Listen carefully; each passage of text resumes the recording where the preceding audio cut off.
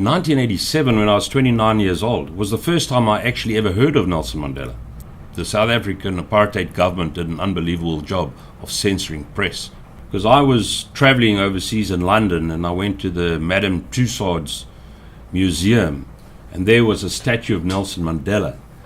I had never heard of him, and that's quite amazing at that stage of life in 1987, but one must remember that there was no press freedom. The press was administered or managed by the government. So all these so-called terrorists and oppressors had been locked away in jail, and press was censored. So the entire population of South Africa had no recognition or knew of Nelson Mandela because he could never be published in a newspaper. So in 1987, at the age of 29, I first heard about Nelson Mandela when I was traveling in London. The next time I really heard of Nelson Mandela was just leading up to his release from prison.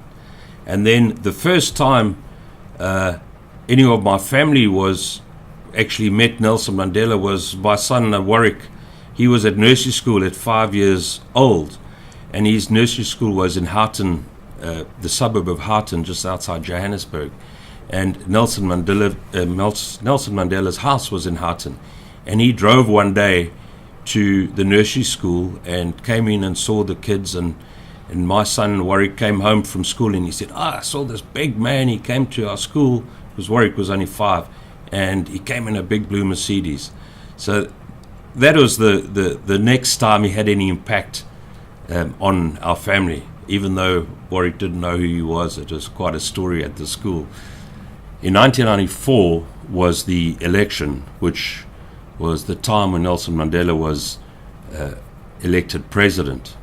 And the inauguration was at the Union Buildings in Pretoria, in South Africa. And it was a building where my grandfather was a stonemason. He was involved in the building. So actually watching the whole process there and going to the Union Building as a child to go and see the work that my grandfather had done sort of brought back memories when Nelson Mandela was standing on the steps of the Union Building swearing his oath. And a very interesting time, which brought back memories to when I was a kid going there. In 1997, I was appointed CEO of Toys R Us, and it was during that period of time where I was approached by the Nelson Mandela's Children Fund for donations of toys at Christmas, which I gladly supported for many years thereafter. But it was after this period of time where I was very surprised and humbled to receive this invite from Nelson Mandela to go to his home for lunch. And at that lunch, he sat there, and there were 10 of us at that lunch with the other supporters of the Children Foundation, and he told stories. And he told stories about how he was asked by F.W. de Klerk, who was then the current president of South Africa, to mediate and between the extreme right wing. That was quite an amazing story of how this iconic leader who had been oppressed and locked up by the extreme right wing was now brought in to mediate between the two parties who actually couldn't agree to election terms. But that's what the type of man Nelson Mandela was. He could do that type of thing. And even though the oppressors had put him in jail, he could now mediate for these extreme right-wing people who were threatening to disrupt the election. The next, he told another story at the first lunch I attended, which was quite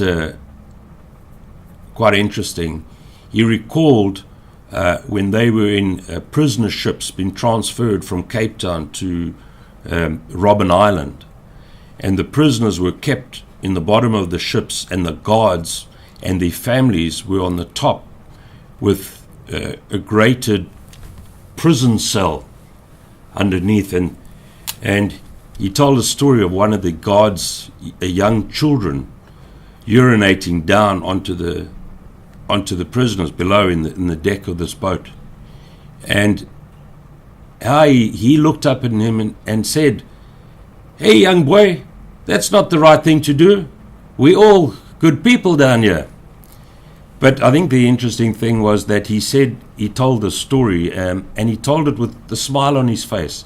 He held no disdain for this young kid. This young kid, whoever he was, obviously that's how he'd been brought up by the oppressor. He didn't know any better. But Nelson Mandela, the true leader that he was, it didn't affect him, didn't faze him at all. And in all he was known on the island to have unbelievable courage and spirit. And even though he was locked up for 27 years, apparently every day he was saying, "Well, soon we'll be out," and he never got down in the dumps. Quite an amazing character. At my second lunch with Nelson Mandela in 1998 at his home, it was the 6th of September 1998, and I remember that date because it was my eldest son's birthday. He had just turned 14 years old, and after lunch I brought up my book, which I had brought along to the lunch, which was The Long Walk to Freedom, and I asked Mr. Mandela whether he would autograph this book, which was his first book, and dedicate it to my son. So he said, "Sure. What's your son's name?" And then he wrote in the book, "Dear Jared, happy birthday to a future leader, Nelson Mandela." Anyway, so that's a special book that my son Jared has today, signed by Nelson Mandela. In 1998, my wife and I were invited to his 80th birthday party, which was held at the Kruger National Park. And he had a real fundraising going on for the children. At that stage, I was the CEO of Toys R Us. We had Jeffrey the giraffe, the logo of Toys R Us, running around in a big suit, and it was a great day. And Nelson Mandela walked around seeing all the entertainment for the children. Even at that stage, at 80 years old, he was pretty frail and old, but he walked around to see all the children who were playing with the different toys and different sporting events. At that occasion, we were all given these badges. Happy 80th birthday, Madiba. The other interesting thing is, I'm not sure that what everyone called him in South Africa was Madiba.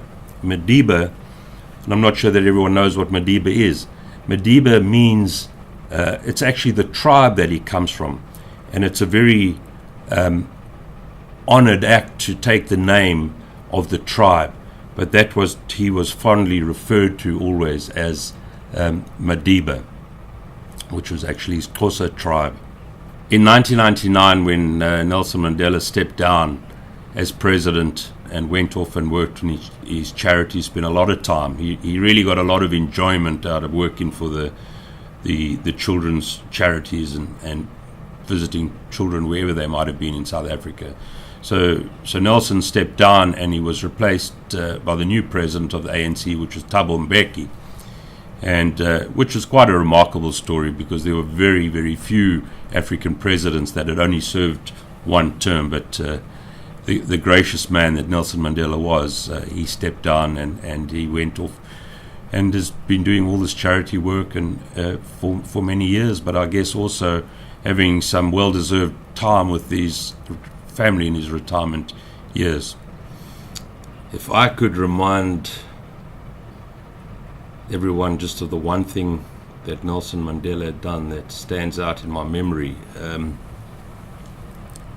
I guess it's his humility and humbleness, and his coming out of that 27 years of imprisonment and not having any grudge against anyone. Not holding a grudge against anyone was a remarkable characteristic of the man. The passing of such a great man is a real shame, but it's actually the celebration of his life. And I think the celebration of his life will continue for many, many generations to come. What's fantastic to see today when you look at the news and you see what's going on in South Africa is all the singing and praise. So I really think it's a celebration of life. And although, the condolences to Mandela and his family are there and coming in from all over the world, the fact that they can think back on his great achievements and really today in his death celebrate his life, because it really is a celebration of his life and the great achievements of this great man.